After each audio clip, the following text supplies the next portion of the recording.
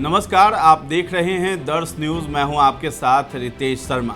बिहार में शिवहर लोकसभा सीट जो है काफ़ी ज़्यादा हॉट सीट बना हुआ है, क्योंकि वहां से ऋतु जायसवाल जो पूर्व में मुखिया रह चुकी हैं सीतामढ़ी में सिंहवाहिनी पंचायत की, लेकिन अब जो है वो चुनावी क्षेत्र में दम भरती हुई नज़र आ रही हैं और कलम बनाम जो है बंदूक की लड़ाई बता रही हैं। हर जगह वो बयान भी देती हुई नज़र आ रही है कि शिवहर में कलम वर्सेस बंदूक की लड़ाई है, और जनता भी वहां कहती हुई नज़र आ रही है कि एक आईएएस ऑफिसर के हत्यारे की पत्नी यानी लवली आनंद चुनावी मैदान में है, तो दूसरी तरफ एक पूर्व में आईएएस रह चुके अधिकारी की पत्नी जो है ऋतु जायसवाल, वो भी शिवहर के चुनावी क्षेत्र में लड़ाई लड़ती हुई नज़र आ रही हैं। लेकिन इस बीच जो है आनंद मोहन, लवली आनंद और चेतन आनंद और सुरभि आनंद, यानी लवली आनंद और आनंद मोहन के बेटे और बेटी है चेतन आनंद और सुरभि आनंद, ये लोग भी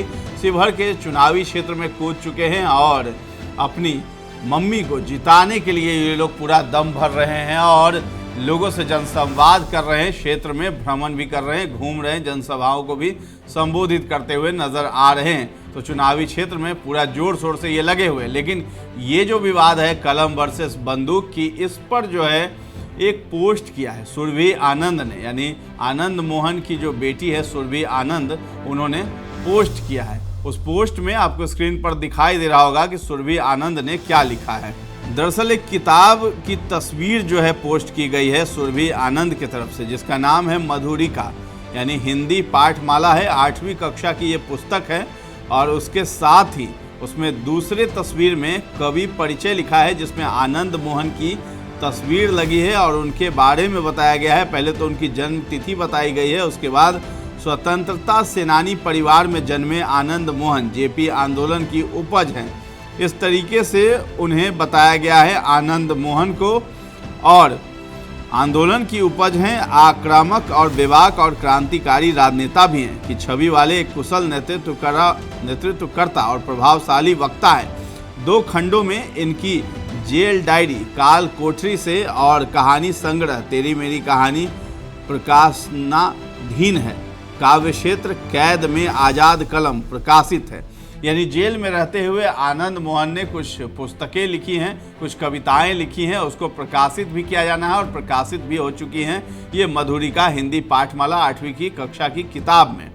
तो आनंद मोहन की तस्वीर है और आनंद मोहन ने जो लिखा है पर्वत पुरुष दशरथ मांझी को लेकर के उन्होंने एक कविता के तौर पर, एक कहानी के तौर पे दशरथ मांझी के व्यक्तित्व को दर्शाया है। वो भी आपको स्क्रीन पे किताब के पन्नों में दिखाई दे रहा होगा। उसके साथ ही जो है इसमें लिखा गया है, जो पर्वत पुरुष दशरथ मांझी है उस कवि का परिचय दिया गया है कि आनंद मोहन ने उसे लिखा है हाईलाइट करके।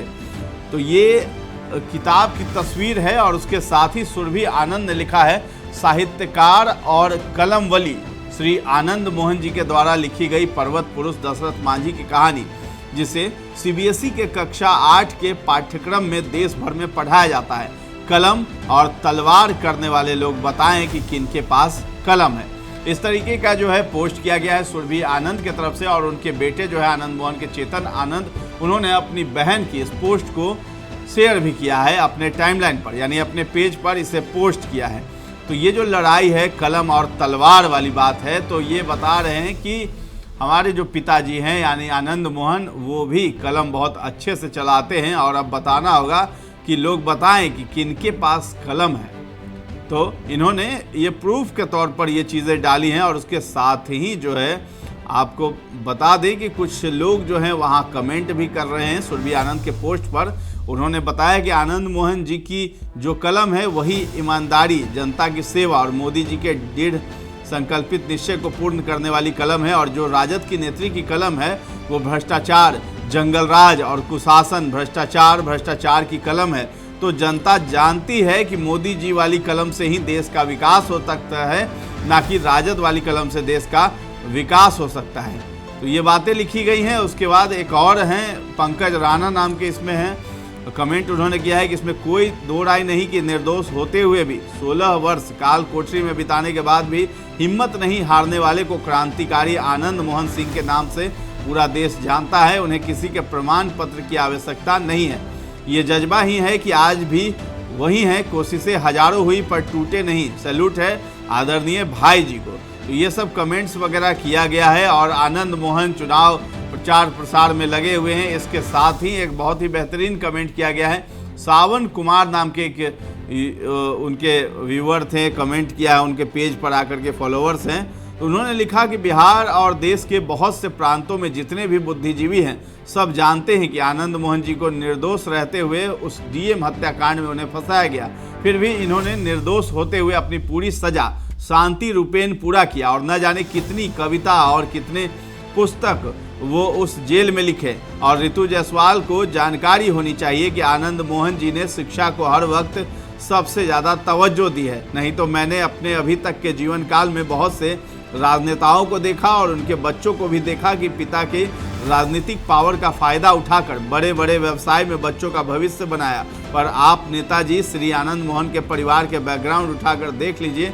उनके बड़े बेटे चेतन आनंद अच्छे यूनिवर्सिटी से शिक्षा ली, उनकी बेटी सुरभि आनंद जो अच्छी शिक्षा लेकर सुप्रीम कोर्ट में वकालत की, उनके छोटे बेटे अंशुमन आनंद बाहर एब्रोड से पढ़ाई पूरी की, यहाँ तक कि उन्होंने अपने बेटी की शादी एक आम परिवार और शिक्षित परिवार और बल्कि यूपीएससी क्वालिफाइड लड़के से अपनी बेटी की शादी करवाई और उनके बेटे की शादी भी वेल एजुकेटेड परिवार में, जिसके खानदानी सब पीढ़ी दर पीढ़ी उस परिवार में सब डॉक्टर हैं, मतलब उनकी बहू भी बेहतर डॉक्टर हैं। अब ऋतु जायसवाल जी आप बताएं, आप कहते फिर रहे हैं कि मैं एक आईएएस की पत्नी हूं, तो आनंद मोहन जी भी एक वकील के पिता और उनके परिवार में भी यूपीएससी और डॉक्टर सब है।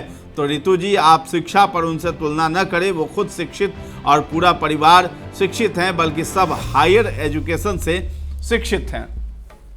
तो ये सावन कुमार है, उनके फॉलोअर्स हैं आनंद मोहन के, और उन्होंने सुरभि आनंद जो आनंद मोहन की बेटी हैं, उन्होंने जो पुस्तिका की यानी किताब की जो तस्वीर शेयर की है उस पर ये कमेंट किया है। और उन्होंने बताया है कि ऋतु जायसवाल जो कहती फिर रही हैं कि आईएएस ऑफिसर की वो पत्नी हैं, तो अगर बात करें आनंद मोहन की तो वो भी कहाँ पीछे हैं, वो भी एक वकील के पिता हैं और डॉक्टर जो है उनकी बहू है। तो उनके घर में सभी लोग शिक्षित हैं, बेटे बेटी सभी लोग, वो खुद भी शिक्षित हैं और पुस्तिका भी लिखते हैं, किताब कविताएं सब कुछ प्रकाशित होने वाली है। तो आखिर जो है ये बताएं कि कलम की बात करने वाली हैं और ये तलवार की बात करती हैं आनंद मोहन को लेकर के, तो असली कलम वाले कौन हैं, ये बात जो है ऋतु जायसवाल से पूछा गया है। फिलहाल ऋतु जायसवाल जो है उनकी कुछ तस्वीरें भी आई, वो छठ पूजा जो है चैत्र का जो छठ पूजा है वो मना रही हैं और उसमें जो है शिवहर को उन्होंने मांग किया है, शिवहर जीतने का दमखम रख रही हैं। 5 लाख पार की उम्मीद में बैठी हैं और जनता भी कह रही है कि 5 लाख वोटों से ऋतु जायसवाल शिवहर लोकसभा क्षेत्र जीत जाएंगे। फिलहाल उनको आरजेडी से जो है सिंबल मिला, टिकट मिला, बहुत जतन किए, उसके बाद जो है उन्हें आरजेडी से टिकट मिला। आपको बता दें कि 2020 में भी उन्होंने चुनाव लड़ा था, परिहार विधानसभा क्षेत्र जो है वहाँ से उनको टिकट मिला था आरजेडी से, लेकिन वो हार गई थी। उसके बाद फिर अभी टिकट मिला है लोकसभा का। तो कांटे की टक्कर है आनंद मोहन से, क्योंकि आनंद मोहन की पत्नी लवली आनंद है और जनता जो है वो देख रही है कि आखिर प्रधानमंत्री कौन बेहतर है, उस हिसाब से जो है वोट देने की बात कर रही है। और इसके साथ ही जो है ऋतु जायसवाल जो है आईएएस ऑफिसर और कलम और बंदूक की लड़ाई के बदौलत जो है वो वहाँ पे शिवहर में दम भर रही हैं, लोगों के बीच अपनी बातें पहुँचा रही है। फिलहाल ये भी देखना दिलचस्प है कि जब चुनाव के नतीजे आते हैं तो किसकी जीत होती है और किसकी हार होती है। आपको क्या लगता है, आपको बेहतर कौन लगता है, ये सब हमें कमेंट सेक्शन में जाकर के ज़रूर बताएं और हमारे चैनल को अब तक सब्सक्राइब नहीं किया है तो कर लीजिए। धन्यवाद।